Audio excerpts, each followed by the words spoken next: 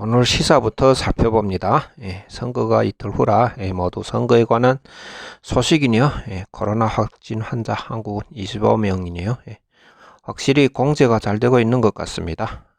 그런데 러시아, 일본이 또 시작이네요. 올해 안에 코로나 사태 진정 안 되겠습니다. 올스톱인 경제활동이 걱정이네요. 모든 나라들이 미친 듯이 돈 찍어내며 안간힘을 쓰지만 전염병이 잡히지 않는다면 경제활동 회복할 수가 있겠냐입니다. 증시도 오늘 약세입니다. 경제가 엉망인데 증시가 상승하면 이상한 거죠. 제가 지난주 방송에서 다우지수 15,000을 바라본다 했죠. 근데 오히려 큰 반등을 하여 이럴 때 매수할 때가 아닌가 그렇게 생각하면 안 됩니다. 워런 버핏 같은 증권 시장의 신이라 불리는 사람도 지금 급히 손절매를 하는 등 이런 아주 누구도 할 수 없는 한치도 할 수 없는 전망도 어둡고 그런 암흑장입니다. 희망이라고 연준이 유동성을 확 풀어서 무너지는 경제를 지지해 주리라 그런 믿음뿐인데 그런 믿음 하나 가지고 주식시장에 뛰어들기는 시간이 조금 좀 일찍한 것 같습니다. 올가이 AI도 주식시장을 상승장으로 인식하지 않을 겁니다. 도지수가 24,000을 넘지 못하는 걸 보세요. 그들이 아직도 매도를 시도하고 있는 것이 분명합니다. 확실한 코로나 바이러스 치료 방법이 나올 때까지 참고 기다리는 것이 제일 현명한 방법이겠죠. 오늘부터 저는 시리즈로 연변 조선족의 역사를 말하려고 합니다. 연변 사람, 한국 사람 사이 파란만장한 사연에 대한 방송을 하겠습니다. 연변 사람들은 어디에서 오고 어떤 사람이고 그들의 한국 사회를 어떤 시각으로 보는지 알 수 있는 기회가 될 겁니다. 그리고 한국 하나의 큰 문제, 진보와 보수, 좌파, 우파 그 뿌리도 그 흔적을 찾을 수 있을 겁니다. 우선 연변이란 곳은 한국에서는 간도라고 알고 있죠. 두만강변, 백두산 기슭의 면적이 약 대한민국 국토 면적이 절반 정도 되는 땅의 이름입니다. 간도는 조선시대 일제통치 때 부르던 이름이고 중국이 중화인민공화국을 세운 후 연변 조선족 자치주라고 불리고 있습니다. 7개 정도 작은 도시가 있고 인구가 한 200만 정도 살고 있는데 그 절반가량이 우리 조선족 동포입니다. 여기 조선족은 중국에서는 보통 중국 한자를 쓰고 한족 언어를 말하는 중국어를 말하는 사람들을 중국 한족이라고 하고 중화민족 한족이라고 말하고 그 외에 자신이 문자와 언어를 가지고 있는 민족을 소수민족이라고 부르는데 중국에 55개 소수민족이 있어요. 그 가운데 우리 민족이 7번째로 인구가 많은 그런 중요한 위치에 있는데 이름을 조선족이라고 지었습니다. 조선에서 온 민족이다. 그런 뜻이겠죠. 지시, 경제, 문화 등 방면에서는 중국에서 평균 수준 이상으로 높은 생활 수준을 유지하고 있었는데 최근은 중국의 경제 활동 중심지가 남쪽이다 보니 북쪽이 속하는 연변지구는 점점 낙후가 되어 있고 점점 평균 수준에서 뒤처져 가고 있는 모습입니다. 우리 조선족 또 여기 중국에서의 조선 동포들의 조상은 대개 조선 말기부터 한반도에서 두만강, 압록강 건너서 이민 온 이민 2세대, 3세대입니다. 기록이 제일 빠르기로는 이민 기록이 제일 있기로는 아마 1890년대일 겁니다. 왜냐하면 중국 백두산이 중국의 청조를 세운 만족의 신성한 영지로 여겨져 가지고 청조가 세운 내내 여기는 사람이 들어가지 못하게 했어요. 봉쇄하였어요. 임금만이 들어갈 수 있었어요. 황제가 들어가 제사나 지내고 사람은 살지 못하게 봉쇄해 버렸어요. 그러다가 1890년대 가서 청조가 몰락해 가면서 그 세력이 약해져서 봉쇄가 풀린 겁니다. 그때 마침 조선도 일제히 억압이 점점 심해져 가지고 살기가 힘들어 거기 농민들이 도망가거든요. 여기 사람이 없는 땅에 토지를 일고 농사를 짓기 시작한 것이 그 이민이 제일 최초입니다. 그러다가 20세기 초 을사조약 체결로 조선이 병합되고 일제히 수탈이 가혹해지며 점점 살기가 바빠지니까 조선에서 아주 폭발적인 이민이 이루어졌는데 지금 여기에 조선족 동포들이 조선 동포들이 대부분 할아버지 할머니 할아버지들이 그때 이민 온 겁니다. 연변은 지리적 위치 때문에 대부분 여기 국경에 인접한 함경도 부분에서 이민 온 분들이 많고 경상도 전라도 이런 마을도 찾아볼 수가 있습니다. 이민자 가운데 이민자들이 가장 많은 1930년대 후에는 한국 전체 인구의 3분의 1에 달하는 거의 1000만 명에 달하는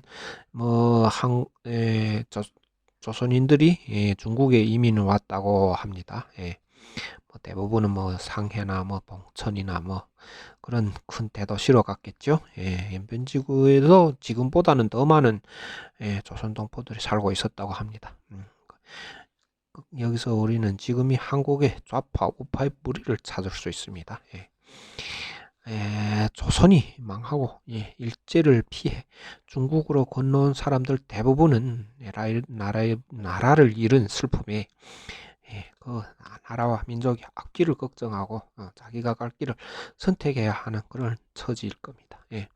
조선의 힘으로는 일제를 물리칠 수 없고 외세의 힘을 빌리거나 외국의 선진 문명을 받아들여 자기 힘을 키워야 했는데 그들은 모든 외국의 신생 사물을 받아들이기 시작합니다. 때마침 1910년대 러시아의 10월 혁명이 성공하여 붉은 소비에트가 건국하였어요. 전 세계에서 억압받던 민족들이 그 젊은이들은 이 신생 국가가 주는 희망에 열광합니다. 중국도 마찬가지고요. 중국도 그때는 억압받던 민족 국가나 민족에 속했어요. 우리 조선족 조선 동포들이 아주 많은 사람들이 그 마르크스주의 그때 그 사회주의 이론을 학습하고 거기를 그 소비에트 소련이라고 하죠. 소련을 아주 동경하였어요. 우리도 힘을 키워 그런 나라를 세우려면 하는 그런 바람을 가지게 되었죠. 이거 아마 김좌진, 홍범도 같은 민족 독립 운동가들이 활동을 하고 있을 그 임박이었을 겁니다. 그들이 피 흘리며 나라 세우기 위해 독립운동, 두만강변에서 말 달리고 독립운동을 할 때 그와 동시에 많은 우리 동포들, 젊은이들이 마르크스의 자본론을 읽으면서 소비에트식 조선을 건국할 것을 꿈꾸고 있었을 겁니다. 한국인들이 연변이 와서 좀 이해해야 하는 것이 왜 중국 동포들은 청산리 전투 같은 유명한 독립운동 투쟁사를 잘 모르는가 그런 건데, 이게 물론 우리 중국 사회주의 교육의 피해도 있습니다. 그들은 이런 민족주의 독립운동 투쟁사를 교육하지 않으니까요. 하나 실제 항일 투쟁사에 한국이 알고 있는 투쟁사와는 좀 차이가 있는 것도 있어요. 20세기 30년대 만주에서 활동하던 항일 무장 세력에 중국 민족주의 항일 무장 세력이 주력이었고, 조선 동포들이 독립 무장 투쟁 규모는 큰 게 아니었어요. 예, 청산리 전투, 그런 봉오동 전투 같은 것이 다 1000명 단위로 게릴라전이었잖아요. 그럴 때 중국의 독립 무장 세력에는 항일 무장 세력에는 수십만의 군대가 일본군하고 전쟁을 벌이고 있는 상태였습니다. 그러니까 사료에 잘 봉오동 전투, 청산리 전투 같은 거는 사료에 잘 나오지 않지요. 신문에도 아마 한 줄, 두 줄 정도로 하루 이틀 정도로만 나오니까 우리 여기 교육 역사 사료에서는 찾아보기가 힘들 겁니다. 그리고 30년대 후반에서는 일본이 완전히 만주를 장악한 후에는 모든 이런 민족주의 항일 세력이 만주 땅에서 거의 소멸됐어요. 그리고 거기에서 살아남은 것이 혹은 발전해 나간 것이 중국 공산당이 영도하는 항일 민주 세력입니다. 항일 민주령군입니다. 이들은 그러니까 대부분이 우리 조선 동포들은 독립운동을 하려는 분들은 민족주의 독립운동가들은 대부분 다 상해나 이런 곳으로 뿔뿔이 흩어지고 희생되고 변절하고 떠나버려서 간도 땅에는 거의 우파 계열이 독립 투쟁이 거의 없었어요. 그리고 남은 우리 조선 동포들은 민족 투쟁을 나라를 구하는 항일 투쟁을 하려면 중국 공산당이 영도하는 이런 좌파 계열이 무장 부대에 가입할 수밖에 없어요. 거기 좌파 계열이 게릴라전을 제외하고는 독립운동의 씨가 마른 겁니다. 이때 활동하던 게릴라 무장 부대 가운데 젊은 김일성도 포함되어 있습니다. 앞에서 말하듯이 많은 젊은 조선 동포들이 불타는 애국 열정으로 소비에트식 조선을 건국을 꿈꾸고 공산당에 몸을 맡기고 항일투쟁을 벌였는데 중국 조선 항일민주령군이 그때 중국 항일부대의 절반을 차지했다. 그런 말도 있습니다. 중국 항일민주령군이 가장 강성할 때 20만 명이라 하니까 조선 동포들이 그러니까 얼마나 많은 조선 동포들이 총을 들고 일제와 싸우고 있었는지 알 수 있는 이야기입니다. 한국사에서는 청산리 봉오동 전투 외에는 그렇다 할 규모의 무장 충돌이 없어서 무장투쟁은 이걸로 끝인 줄 알고 있지만 실은 우리 조선 동포들이 중국 땅에서의 항일투쟁은 그때가 시작인 겁니다. 다만 좌파 계열이다 뿐이지 피 흘려 싸운 역사는 그때부터가 시작인 거지요. 몇천 명 단위가 아니라 몇만 명 단위로 총을 들고 싸운 겁니다. 도망강을 건널 때 농민, 상인, 학생이었던 조선 사람들이 전사로 단련되어 무자비한 일본 제국주의와 눈물 없이는 볼 수 없는 투쟁 역사를 써내려간 겁니다. 중국 항일민주령군에 참가했던 그 전사들이 대부분 희생되었고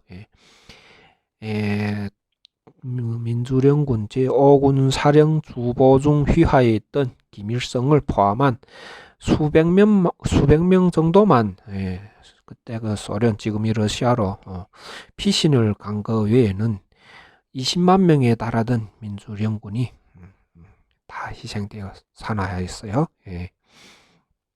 그들은 민족을 구하겠다는 신념으로 중무장한 100만 관동군과 두려움 없이 맞서 싸우다가 장렬히 희생한 겁니다.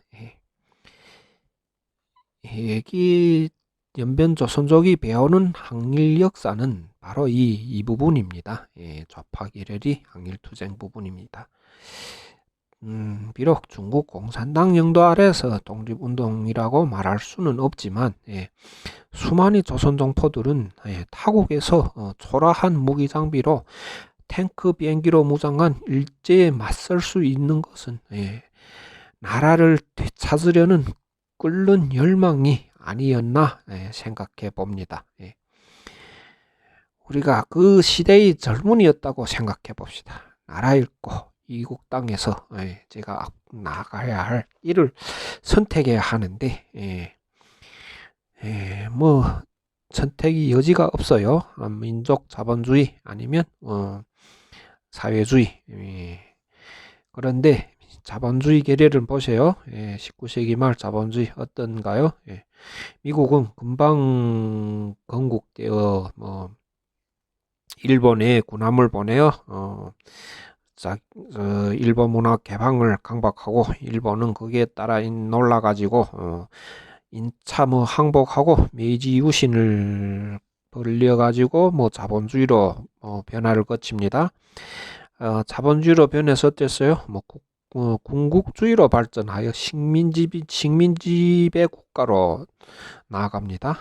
스페인, 네덜란드, 포르투갈, 영국 등 이런 전통적인 식민지배 국가들은 물론이고 독일 같은 신흥 국가도 모두 이런 자본주의 국가들은 모두 힘의 원리에만 승복할 뿐 모두 일본과 한 통속이에요.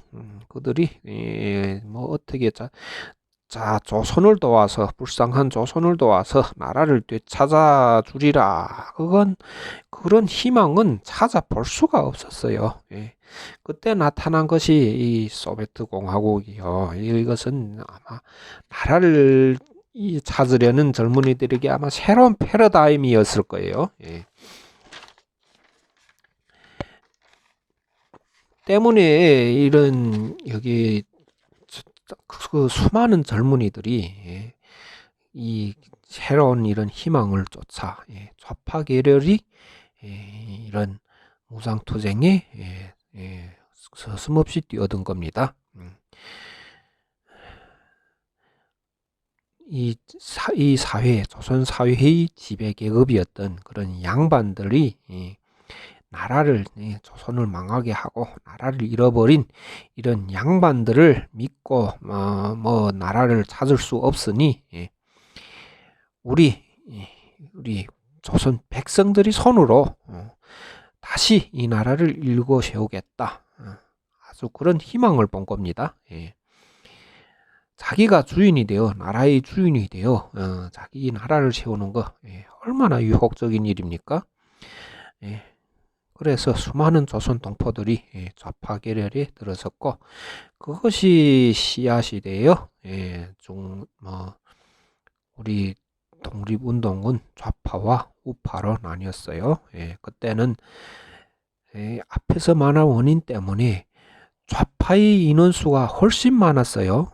지금 대한민국 임시정부를 알고 있는 분들은 좌파 우파 반반 정도로 나뉘었을 거다 그런 정도로 알고 있을 거지만 제가 알기로는 그때의 좌파 우파는 비교가 안 될 정도로 대부분 10명에서 9명은 좌파 계열의 우리 조선 동포들이 좌파 계열이 무장투쟁에서 몸담고 있고 소부분만이 임시정부의 아주 적은 부분만이 임시정부의 우파북 우파 계열이라고 그렇게 할 수가 있었다고 합니다. 자본주의, 사회주의 이론을 떠나서 그 시대에 살던 많은 우리 동포들은 모두 애국자들임은 틀림이 없어요. 나라가 통일되고 전쟁이 없었다면 아주 평범한 우리 이웃들입니다. 다만 나라를 구하려는 길이 달랐기에 지금 와서 좌파 우파로 나뉘고 서로 원수대하듯이 대하는 것이 시대가 낳은 비극이라고 보고밖에 말할 수 없습니다. 우리가 모두 뭐 대의 명분을 좋아하지요. 좌파 빨갱이들이 뿌리는 그 지금 뭐 그 대의 명분이 없는 게 아닙니다. 그 명분이 나라의 이걸 앞에서 말하다시피 그 젊은 좌파 빨갱이들이 그 제일 뿌리는 이런 애국자들이 나라에 대한 열렬한 나라 조선을 찾겠다는 그 열렬한 갈망에 있습니다. 그들은 나라를 세워 자신이 입신양명, 자신이 출세하기를 위해 했다면 이런 험난한 좌파의 길을 택하지 않을 것입니다. 이 좌파의 길은 무장투쟁의 길을 의미하거든요. 앞에서 말했다시피 민주령군이 거의 90%, 99%가 희생되었다 하지 않았어요? 거의 죽는 길입니다. 그런데도 뒤돌아봄 없이 눈 한번 깜짝하지 않고 뛰어든 건 나라를 구하고 이 민족을 구하겠다는 아마 그런 뜻이었을 겁니다. 자신을 위해 했다면 절대 이 길을 택할 수가 없어요. 6.25 전쟁의 영웅 백선엽 장군을 아시죠? 대한민국의 뭐 유일한 직업 군인이라고 칭송받던 그런 사람입니다. 이 사람이 1930년대 말에 중국 동북 만주 지방에서 일본군 관동군 토벌대에 있었다고 합니다. 그들이 봐도 그 토벌대가 누굽니까? 이런 항일 민주령군을 학살한 제일 앞잡이 제일 그 앞에 섰던 그런 악랄한 일본군 앞잡이들입니다. 여기서는 뭐 사냥개 개다리라고 그렇게 말하는데 이런 악질 분자들이 저 태생이 대한민국 국군의 영웅이라 불리는 백선엽 장군입니다.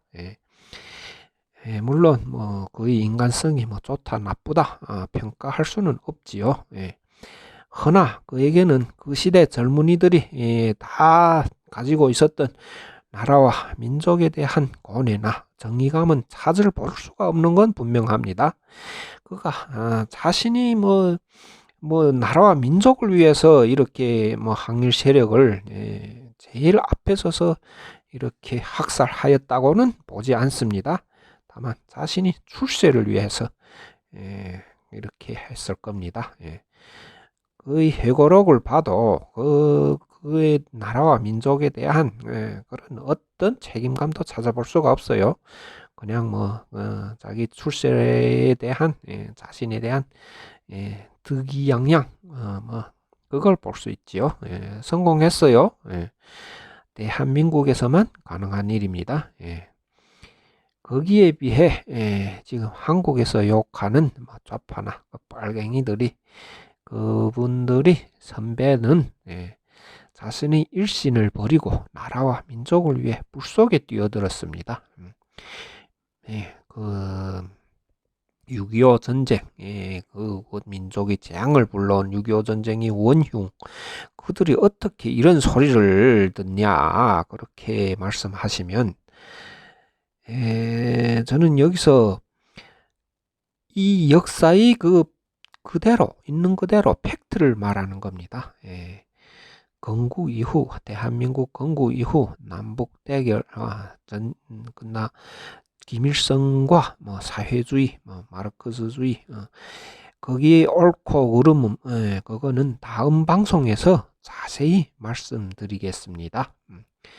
그래서 여기서 저는 한국 역사에서 언급하지 않은 1945년 이전에 대한민국 임시정부 외에도 수많은 대한민국 임시정부 인원보다도 몇십 배, 몇백 배 더 많은 우리 민족 동포들이 나라와 민족을 구하기 위해서 일본 제국주의 군대와 피 흘려 싸웠고 희생하였다는 것이 역사의 진실임을 한국 사람들도 알아주고 좌파 계열이라 하여 그들이 후에 김일성 같은 빨갱이를 낳았다고 하여 그들을 우리 민족의 역사에서 잊어버리는 일이 없었으면 그렇으면 좋겠습니다.